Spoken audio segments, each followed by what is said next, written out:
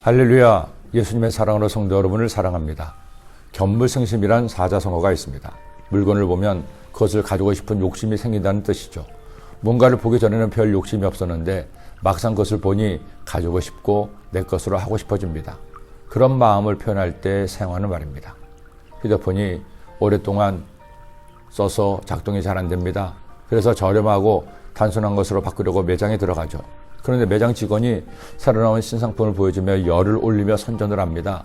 이야기를 들어보니, 물건을 보니 과연 직원의 말처럼 너무 좋아 보이는 겁니다.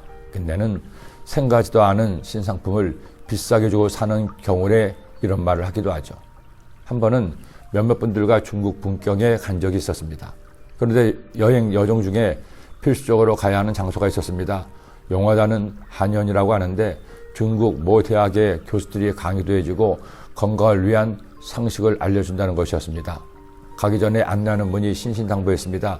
여정에 포함되었기에 안 갈 수는 없는데 그들 말 듣고 물건 살 필요 없다고 나중에 후회한다고 몇 번을 강조했습니다. 저 역시 함께 간 분들에게 절대 그런 거 사지 말라고 하니 그런 걸 왜 사냐고 안 산다고 호언장담하셨습니다. 하지만 막상 가서 이야기를 듣고 보니 세상에 만병통치약이 따로 없습니다. 그래도 저는 하지 말라고 계속 눈치를 줬는데도 결국 저만 빼고 다른 분들은 몇십만 원이 넘는 약들을 하나름 사고 말았습니다. 견물생심이죠. 이런 일이 이스라엘 민족에게도 있었습니다. 야훼 하나님을 믿고 순종함으로 여리고성을 무너뜨리고 대성을 거두었습니다. 그런데 이어진 전투인 아이성 전투에서 그만 이스라엘 군대가 패배하고 말았습니다. 사실 이 전투는 가나안 정복 전쟁에서 유일하게 진 전투이기도 합니다. 왜 큰 승리를 거둔 후 작은 아이성과의 전투에서 패배했을까요? 말씀을 보면 패배의 이유를 알 수 있습니다. 첫 번째 아이성 전투 과정을 보면 첫째, 야훼 하나님의 작전 명령이 없었습니다. 여호수아가 정탐꾼의 말만 듣고 명령을 내린 거죠. 둘째로 전투에 최선을 다하지 않았습니다.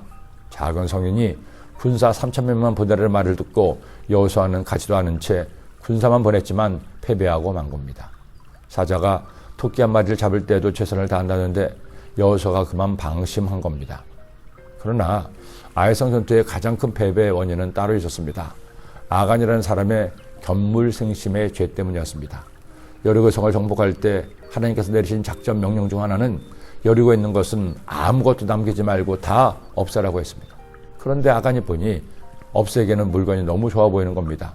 이렇게 좋은 것을 왜 없애냐는 생각에 그만 그것들을 없애지 않고 몰래 훔쳐서 자신의 것으로 만든 겁니다.